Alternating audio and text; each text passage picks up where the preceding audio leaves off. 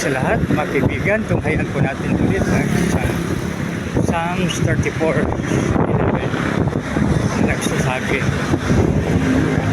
Sabi dito, "Children, come to me, and I will teach you to fear the Lord." So dito mga kaibigan sa tagpong ito, so ayon sa ating salmista sa David, dapat pagkaroon po tayo po tayo takot tayo sa ating Panginoon. So ibig sabihin na napakaganda pag may takot tayo sa ating Panginoon. So isa sa mga requirements na, dahil pag magkaroon tayo ng takot sa Panginoon, ating Panginoon, magkaroon po tayo ng wisdom. At ang wisdom na yan, dahil nakalagay na fear of the Lord is the beginning of wisdom. So kung may wisdom tayo, magawa po natin tama. Dahil sa wisdom na ipinagkaloob po sa atin. So yun ang kahalagahan po ng tinatawag na wisdom.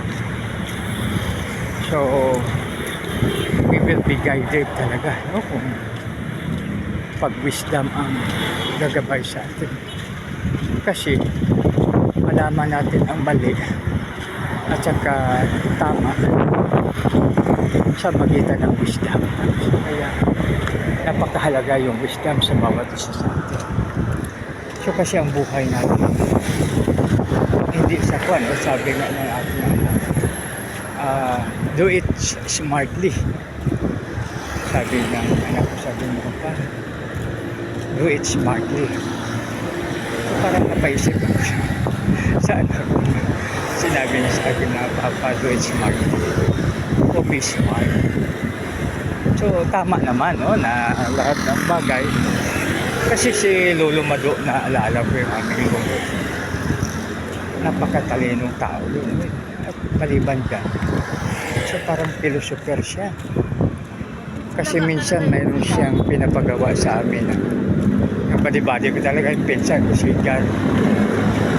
So may pinapagawa siya. Sabi niya, "Maapo, gawin nyo to." Siyempre gawin mo namin. Sabi, "Hindi yan. Ito ang teknik para lalong mapagaan ang trabaho." So ibig sabihin na kahit anong bigat ng trabaho, pag mayroon kang wisdom, parang ano siya, no? So halimbawa mayroon tulad yung kahadiyero na i-transport, no? Siguro mga 1 kilometers sa maliit na bahay papunta sa malaking bahay. Alam mo ba, ang nakatulong nga po sa amin ay hindi yung aming lakas, kundi yung 4 na tubo na number 2 na metal pipe na pinatong po doon yung kahadihero at saka tinulak, no? So tapos ang ginagawa ng isa, pag halimbawa nalampasan naman isa naman doon, maglagay naman siya doon ng tubo sa harap ng kahadihero. So yun ang ginagawa namin hanggang matapos, no? So hanggang nakarating doon. So biro mo yan, no? Tapos yung tinulungan kami ng isa sa aming mga kapitbahay, patpat lang na maliit. Sabi niya, patpat lang yan, pero malaking tulong na ang mga 300 kilos na kahadihero na ano po natin, no? Napasok po natin sa loob ng bahay.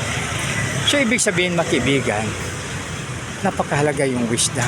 Tapos sa mga nurse naman, nagtataka ako sa mga nurse, napakaliit sila. Di ba mga Pilipina na mga nurse, mga maliliit. Subalit yung kanilang mga pinaglingkuran ay malalaki, pero kaya nila.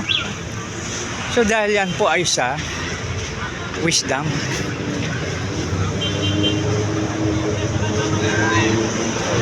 Dahil yan po ay sa wisdom, no? Yung wisdom na yan ay inaano siya.